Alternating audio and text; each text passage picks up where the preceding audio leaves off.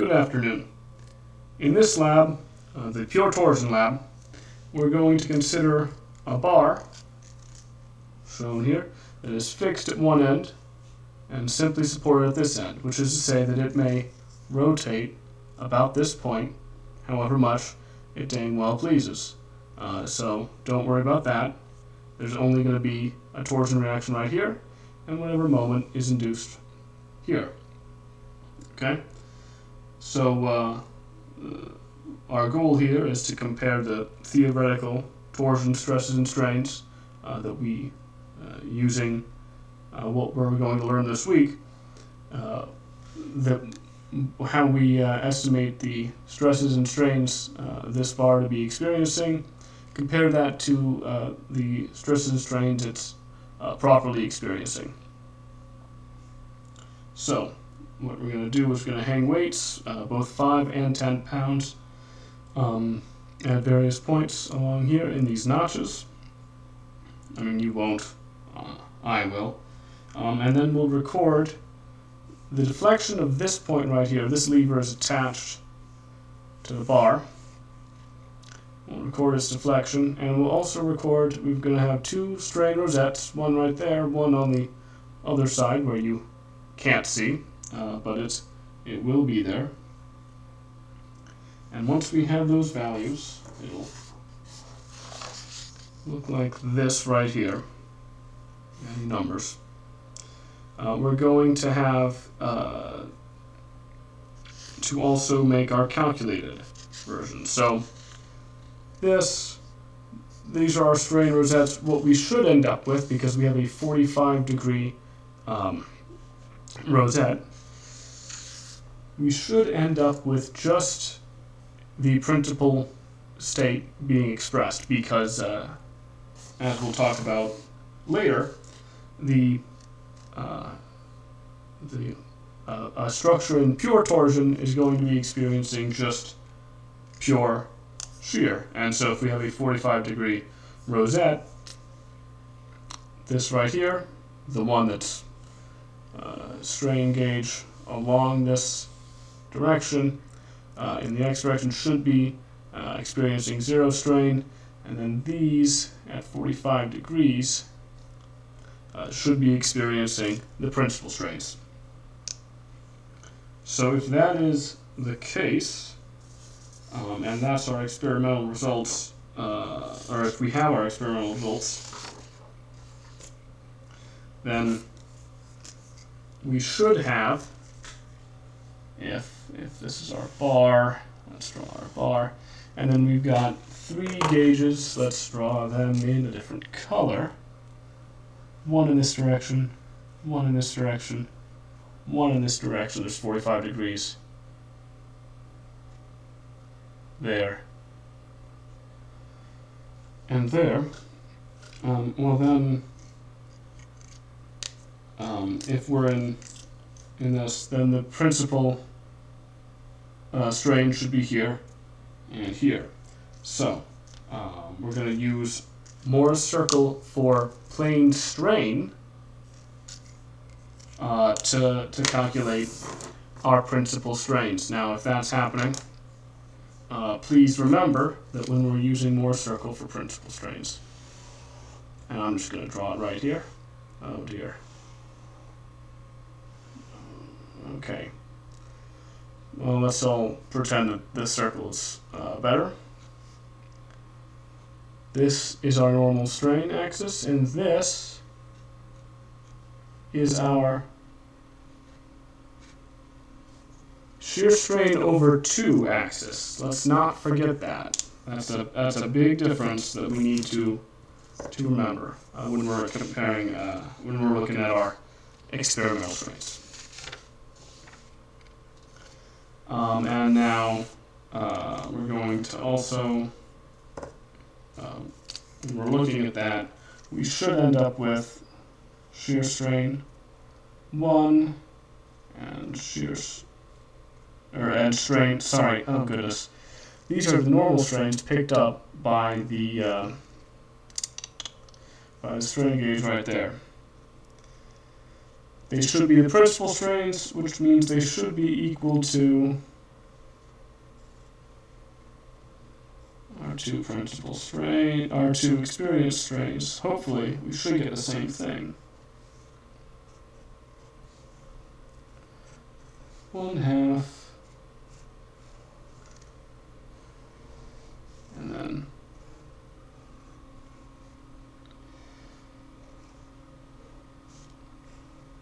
squared plus 2 strain B minus strain A minus strain C squared. Finish that, and that equation will be included in the handout, so don't worry about scribbling that down now that I've written down. And so just compare the experimental strains that you get with this to the theoretical strains that you will obtain using equations that they'll still be present in the handout, but the equations that you'll be using, you'll be using, let's get more colors involved. The torsion. Torsion is just the moment about the x-axis. So it's going to be equal to force P that we're applying, the weight, times E, the eccentricity. This eccentricity with this weight will induce the torsion. We will be using the polar moment of inertia, which will take the place of the second moment of inertia we have. The polar moment of inertia is, it's concerned about your distance from the polar point that you're rotating about rather than the axis about which you're rotating about, because obviously then both the x and y direction matter rather than just the y direction. We'll get more into that in different videos and notes, but for now, let's just accept that it's pi over 2 times the outer radius to the 4th minus the inner radius to the 4th of whatever circular pipe that we're putting in torsion.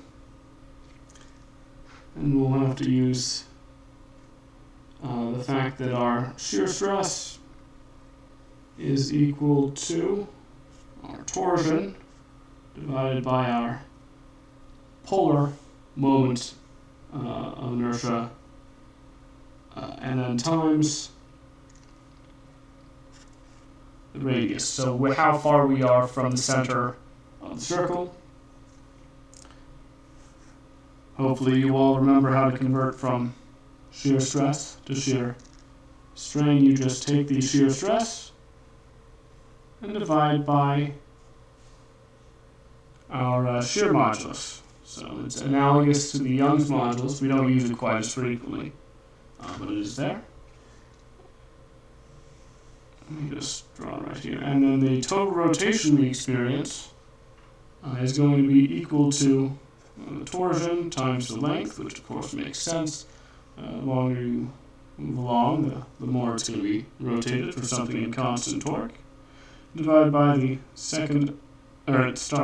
the polar moment and the shear modulus. Alright, so you're going to compare what you've calculated using these equations with what we find in the experimental situation. Good luck and stay safe. 5 pounds on 4.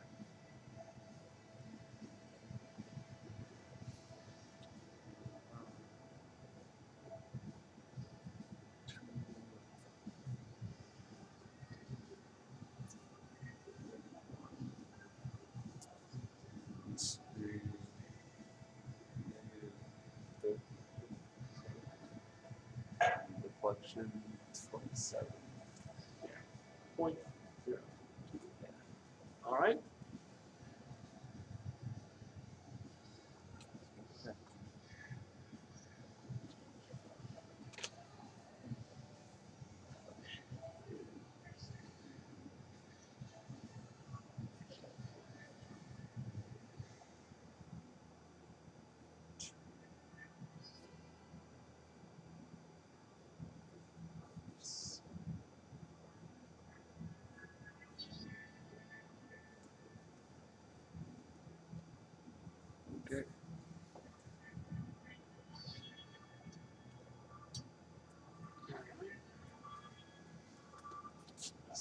62, negative 6, 63, negative 4, negative 62, 0, and 0.58. Oh, wait. I missed Sorry, number. I guess me listing out the numbers didn't help. I've just been too slow writing it, so wait, minus 60. Negative, That's a good idea. 63 minus 4. negative 62, 0, and 0.058. Okay. Yeah, that middle, the one that's 0, doesn't matter for anything. And 10 inches, Alright, this time. 76, 6, 3, negative 76, 3, negative 78, 78. negative 5, negative 78 is the last strain number, and then 0.73. Got it. Okay. 75 aside, 10 pounds. Nope.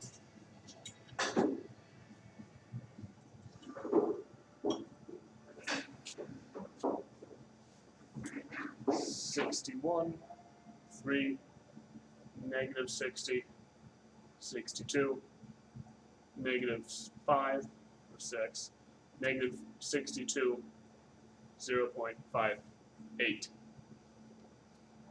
Ah, that matches exactly. Very cool and good. Question. Now, 91, 4, negative 90, 94, negative 7, negative 93, 0.088. 8. So those are pretty symmetrical. The 4 and the 7, minus 7 should obviously be 0. Yeah. That's